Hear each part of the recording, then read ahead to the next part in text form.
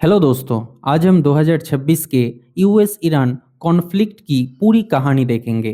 कैसे शुरू हुआ, क्या किया हुआ और कुछ ऐसी थ्योरीज जो बहुत कंट्रोवर्शियल हैं। तो चलिए शुरू करते हैं। हम इस जंग के बारे में तब तक बात नहीं कर सकते जब तक आप 2011 के इस ट्वीट से शुरू ना करें। प्रेसिडेंट बनने से कई साल पहले डोनाल्ड ट्रंप ने एक बड़ी स्पेसिफिक प्रेडिक्शन की थी। एक सिटिंग प्रेसिडेंट सिर्फ अपनी गद्दी बचाने के लिए ईरान के साथ जंग शुरू कर देगा। यहाँ पर डोनाल्ड ट्रंप बराक ओबामा की बात कर रहे थे और बाद में ये बात बहुत ही आयरनिक साबित भी हुई। इसके बाद फरवरी 28 2026 ये वो दिन है जब सब कुछ बदल गया।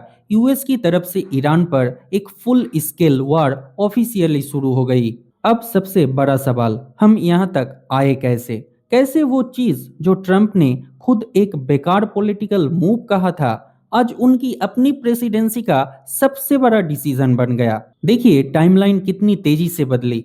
26 फरवरी को मीडिएटर्स कह रहे थे कि न्यूक्लियर टॉक्स में अच्छी प्रोग्रेस चल रही है, सब कुछ ठीक ठाक लग रहा है। उसके ठीक एक दिन बाद यूएस ने ऐसी डिमांड रखता है जो प्रैक्टिकली इम्पॉसिबल था। बेसिकली ईरान से कहा गया कि अपना सब कुछ खत्म कर दो। सब कुछ मतलब न्यूक्लियर प्रोग्राम, बैलिस्टिक प्रोग्राम से लेकर सब कुछ। इसके चलते बातचीत पूरी तरीके से बंद हो गई और 24 घंटे के अंदर बॉम्ब्स गिरना शुरू हो गए। यूएस और इजराइल ने इस ऑपरेशन का नाम दिया ऑपरेशन एपिक फ्यूरी। ये कोई धीरे धीरे बढ़ने वाली जंग नहीं थी, ये एक मैसिव, एक ही बार में सब कुछ खत्म कर देने वाला अटैक था। पूरी स्ट्रेटेजी एक आइडिया पर बनी थी, डीकैपिटेशन स्ट्राइक। सिंपल भाषा में मैदान में आर्मी से मत लड़ो, सीधा लीडरशिप को ही खत्म कर दो, जिससे पूरी गवर्नमेंट और मिलिट्री कमांड स्ट्रक्चर अपने आप गिरने लगेगी। और पहले कुछ घंटों में ऐसा देखा भी गया। यूएस और इजराइल ने कंफर्म किया कि उन्होंने ईरान के टॉप लीडरशिप को खत्म कर दिया, जिसमें सुप्रीम लीडर अली खामेनी जो 30 साल से ज्यादा वक्त से सत्ता में थे, और उनके साथ नेशनल सिक्योरिटी काउंसिल और रिवॉल्यूशनरी गार्ड के बड़े बड़े लीडर्स को भी मार दिया है। सबसे शॉकिंग बात, ये कोई रात के अंधेरे में छुपा हुआ सीक्रेट ऑपरेशन नहीं था, ये एक बोल्ट दिन के उजालों में किया गया अटैक था। सोचिए 200 से ज्यादा फाइटर जेट्स, अमेरिका का स्टेल्थ बॉम्बर्स, सब कुछ खुलेआम। ये यूएस का एक क्लियर मैसेज था कि हम हवा में कंप्लीटली कंट्रोल रखते हैं। लेकिन इस सब की एक बहुत भारी इंसानी कॉस्ट भी थी। 180 ये वो लोग हैं जो सिर्फ मिसाइल स्ट्राइक में मारे गए। मीनाब में एक लड़कियों के प्राइमरी स्कूल पर मिसाइल गिरा, मरने वालों में ज्यादातर बच्चियां थी। ये पूरी जंग के पहले दिन का सबसे ज्यादा लोगों का मौत वाला इवेंट था। यूएस मिलिट्री ने जवाब में कहा कि वो स्कूल एक आईआरजीसी यानी इस्लामिक रेवोल्यूशनरी गार्ड कॉर्प्स के बेस के बिल्कुल साथ ही था। मतलब ये सजेशन थी कि ये एक ट्रेजिटिक एक्सीडेंट था। अब तो इतना सब होने के बाद ईरान तो चुप बैठेगा नहीं। आप किसी दूसरे देश की पूरी लीडरशिप को खत्म करके और इतनी बड़ी तादाद में सिविलियंस को मार दो और ये उम्मीद रखो कि कोई रिस्पॉन्स नहीं आएगा। और रिस्पॉन्स आया भी। ईरान ने वो शुरू किया जो उनकी अपनी मिलिट्री ने हिस्ट्री का सबसे फिरोसियस ऑफेंसिव ऑपरेशन कहा, मतलब सबसे तेज और एग्रेसिव काउंटर अटैक कहा। और यहाँ से शुरू होती है फॉग ऑफ वार। ईरान की आईआरजीसी ने क्लेम किया कि उन्होंने यूएस के एयरक्राफ्ट कैरियर अब्राहम लिंकन को 4 बैलिस्टिक मिसाइल से हिट किया। यूएस सेंटकॉम के जवाब में आया कि ये झूठ है। उन्होंने कहा मिसाइल हमारे आसपास भी नहीं आई। लेकिन इसके बाद यूएस ने अपने एयरक्राफ्ट कैरियर को ईरान से लगभग 1000 किलोमीटर दूर भेज दिया। इससे यह साबित होता है कि यूएस को ईरान से खतरा महसूस हुआ, इसीलिए उन्होंने अपने एयरक्राफ्ट कैरियर को इतने दूर भेज दिया। ईरान का जवाब सिर्फ एक जगह नहीं था, ये एक कोऑर्डिनेटेड मल्टी टारगेट अटैक था। पूरे मिडिल ईस्ट में मिसाइल्स और ड्रोन की बौछार हुई। इजराइल, यूएई, बहरीन और कई मिडिल ईस्ट के यूएस बेसिस अलायंस पर हमला हुआ। ईरान ने ओपनली क्लेम किया 27 अलग अलग यूएस बेसिस को उन्होंने मेजरली हिट किया। इस अटैक में ईरान ने क्लेम किया कि उन्होंने यूएस के ऑलमोस्ट 500 सोल्जर्स को मारा है, लेकिन यूएस इस बात से इनकार कर रहा है। यूएस का कहना है कि 5 से 8 उनके जवान मरे हैं। चाहे हर एक जगह डायरेक्ट हिट था या नहीं, लेकिन इतने सारे ठिकानों को एक साथ हिट करना ही ईरान का एक स्ट्रॉन्ग मैसेज था। और फिर ये मिलिट्री वार एक इकोनॉमिक वार में बदलने लगी। 2 मार्च को ईरानियन ड्रोन्स सऊदी अरब के अरामको रिफाइनरी से जा टकराई। ये कोई नॉर्मल रिफाइनरी नहीं है, ये पूरे मिडिल ईस्ट की सबसे बड़ी रिफाइनरी है, दुनिया की एनर्जी सप्लाई का एक बहुत इंपॉर्टेंट हिस्सा। इसका रिजल्ट ये हुआ कि ग्लोबली ऑयल प्राइसेस रातों रात 10% से बढ़ गई। ये एक रिमाइंडर था ईरान की तरफ से कि अब वो हर एक तरफ से अटैक करेगा। उन्होंने बेसिकली पूरे रीजन में आग लगा दी और ग्लोबल इकोनॉमी में बौछार ला दिया। ईरान के अंदर लोग समझने की कोशिश कर रहे थे अब पावर में कौन होगा। जो स्ट्रक्चर सामने आया वो था एक 3 लोगों की लीडरशिप काउंसिल, और ये एक अजीब मिक्स था। इंटरिम सुप्रीम लीडर के तौर पर एक हार्ड लाइन क्लेरिक, लेकिन प्रेसिडेंट एक ऐसा बंदा जो रिफॉर्मिस्ट के ज्यादा करीब था। लेकिन बाद में अयतुल्ला अली खामेनी के बेटे मुस्तफा खामेनी को सुप्रीम लीडर बना दिया गया।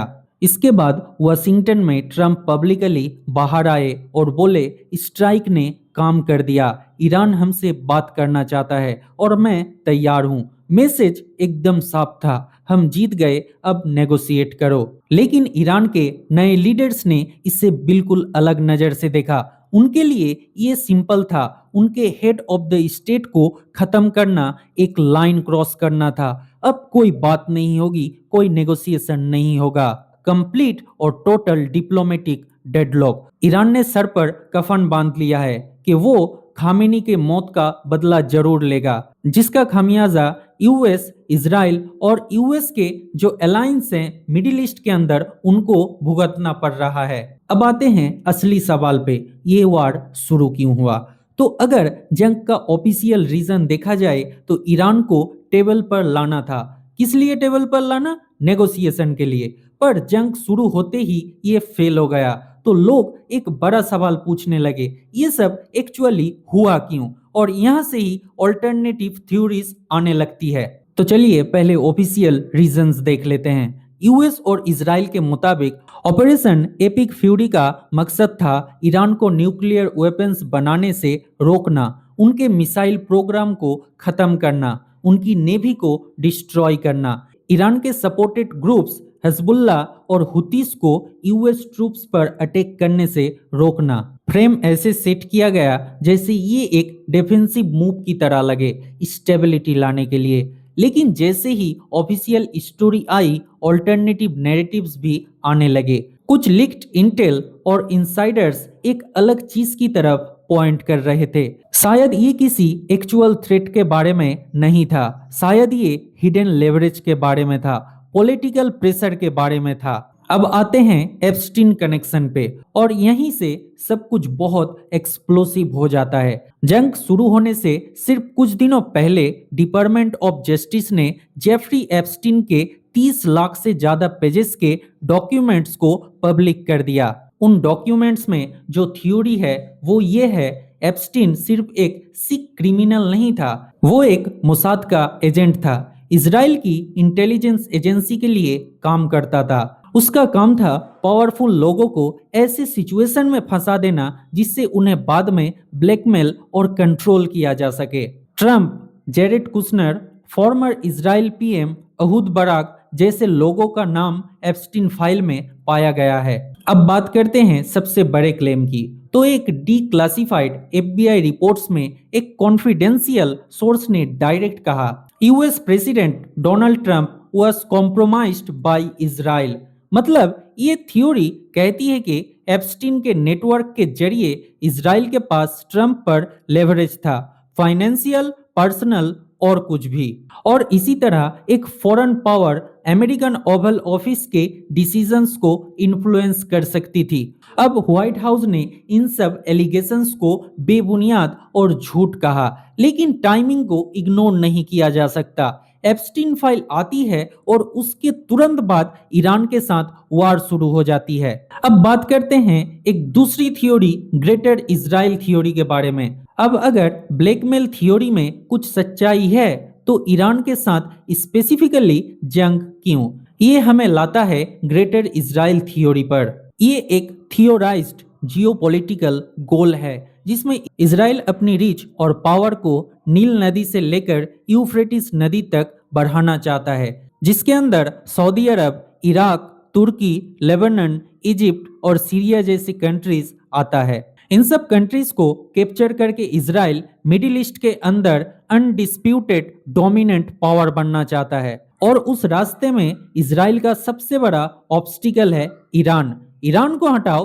रास्ता पूरा साफ। अब बात करते हैं 3 साल की विंडो की। टकर कार्लसन जैसे क्रिटिक्स ने पॉइंट किया, कुछ इजरायली स्ट्रेटेजिस्ट के मुताबिक उनके पास सिर्फ 3 साल की विंडो थी। सोच ये थी कि अमेरिका का पॉलिटिकल सीन बदलेगा, फ्यूचर प्रेसिडेंट्स इतने सपोर्टिव नहीं होंगे, इसीलिए ट्रंप एडमिनिस्ट्रेशन आखिरी और सबसे बेहतरीन मौका है इजराइल के लिए। अमेरिका का पॉलिटिकल सीन ऐसे बदल रहा है जिससे इजराइल के संग जुड़े हुए पॉलिटिशियंस को अमेरिका के लोग वोट नहीं देना चाह रहे हैं। इसीलिए इजराइल ने इस मौके पर हमला किया ताकि ट्रंप का सपोर्ट उनको पूरा मिल सके। तो एंड में हमारे पास दो अलग अलग कहानियां बचता है। ऑफिशियल वर्जन के अंदर प्री एम्प्टिव स्ट्राइक थी इजराइल और यूएस के लिए बड़े खतरों को खत्म करने के लिए, सिंपल नेशनल सिक्योरिटी। और ऑल्टरनेटिव थ्योरी के अंदर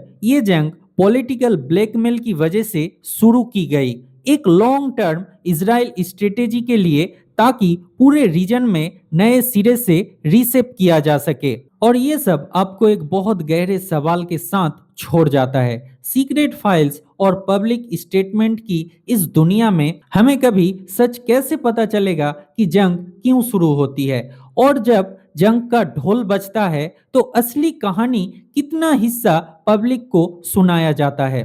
तो ये था आज का एपिसोड। अगर आपको इंफॉर्मेटिव लगे तो लाइक करना और दोस्तों के साथ शेयर करना, और कमेंट में बताओ आपको कौन सा रीजन वैलिड लगता है इस ईरान और इजराइल वार के लिए।